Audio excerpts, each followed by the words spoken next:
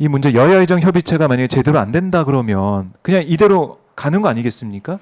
전공의가 다 떠난 상태에서 또 의대 지금 뭐 등록률도 3%대라고 뭐 하고 있던데 네. 의료 시스템 무너지는 거 아니에요?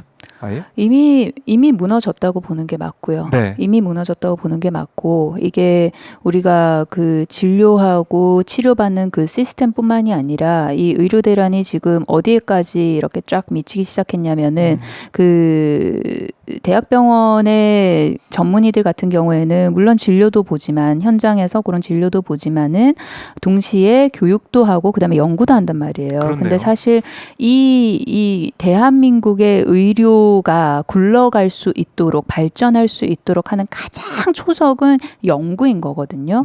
그런데 이 전문의 선생님들이 이제 그 전공의들이 떠난 그 자리를 다 메우고 이렇기 때문에 현장 네. 진료에 거의 이렇게 빨려가다시피 했기 때문에 이게 교육이고 연구가 안 되는 거죠. 그래서 실질적으로 제가 들은 바에 의하면 그 국제 학회의 그 초록을 그 내지 않습니까? 그 학회 가서 발표를 네. 하기 전에 그 내가 이런 연구를 했다고 그 숫자가 굉장히 줄었다는 거예요.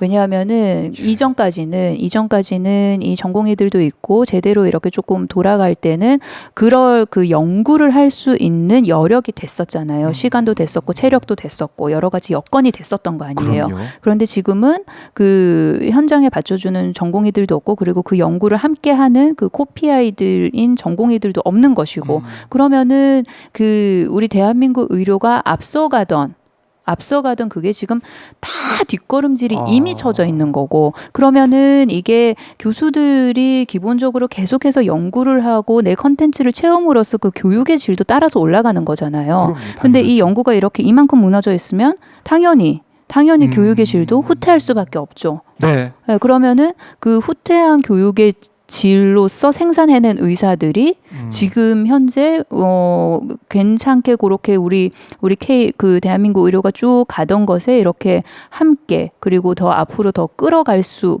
있을 만한 그런 의사들을 교육시켜서 생산해낼 수 있는가? 현장에서는 이미 소위 망했다고 보고 있어요. 그래요. 대한민국 의료 망했다 이렇게 네. 보고 있는 거예요. 네, 이제 세계를 정말 이렇게 착착착 주름을 잡고 있었는데 연구, 뭐 학회 이런 데서 일단 절대적인 숫자가 굉장히 줄었고요. 연구를 못 하고 있다는 거예요. 그럼요. 당장 진료하고. 못 하고 있다는 거고. 예. 그러니까 이 윤석열 대통령 2,000명 이게 지금 파편이 전방위적으로 튀고 있고요. 그러니까 25년도 정원 이대로 가잖아요. 그러면은 지금 현재 이제 그 유급돼 있는 이사 학번들 네. 그 3,500명 플러스 그 다음에 수시로 모집하는 그 3,500명 그 다음에 손 안 되겠다고 했으니까 그 플러스 1,500명이잖아요. 그러면 요 해는 2002호 학번 요 해는 예. 어떻게 되냐면은 기존에 3,500명을 교육할 수 있던 역량을 가지고 7,500명을 교육하는 거예요. 그렇잖아요. 이거 어떻게 합니까? 이거 뭐 상상이 안 되는데요. 그런 상황인데 25년도 정원 됐어. 그거는 논의 못해. 예. 논의 좀 하자니까요. 진짜 못해. 심각하네요.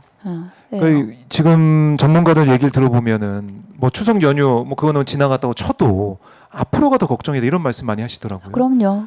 뭐 그리고 환절기에다가 이게 한두 해로 끝날 네. 문제가 아니잖아요. 한두 해로 끝날 문제가 아니잖아요. 그러니까 최악의 경우에는 그 의대 교육 같은 경우에는 한국의학평가원 의평원에서 네. 그 의대를 평가를 합니다. 그러니까 예를 들어서 교수 한 명당 학생 숫자도 그 평가 항목에 들어가 있고요. 여러 가지 항목을 평가해서 일정 등급 이상 네. 연속적으로 받지 못하면 어떤 사태가 발생을 하냐면 그 의대를 졸업해도 국시를 볼 수가 없어요.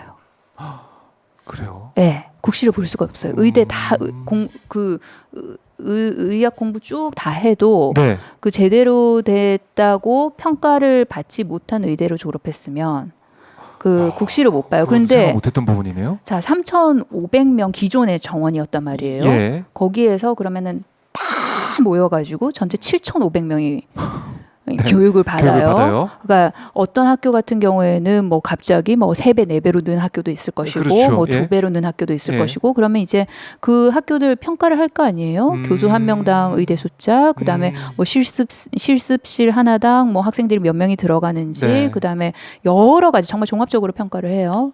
근데 그 최악의 경우를 가정을 해보자면 일정 등급 이상 2번이었나 그렇게 연속해서 받지 못하는 의대를 졸업한 고 해당 네. 해당 학생들은 최악의 경우에는 국시로 못 볼 수 있어요.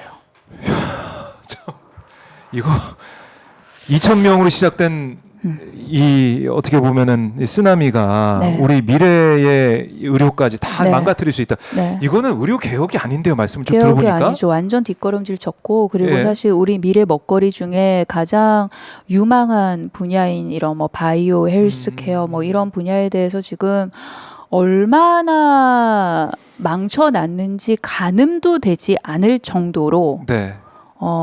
망쳐놓은 거죠.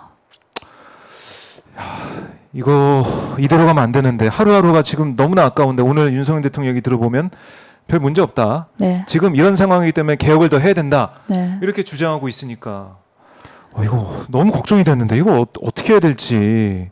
이거 정부가 이렇게 버티면은 그냥 이렇게 가는 거 아니에요. 일단은. 정부가 버티면은 어떻게 할 수가 없습니다.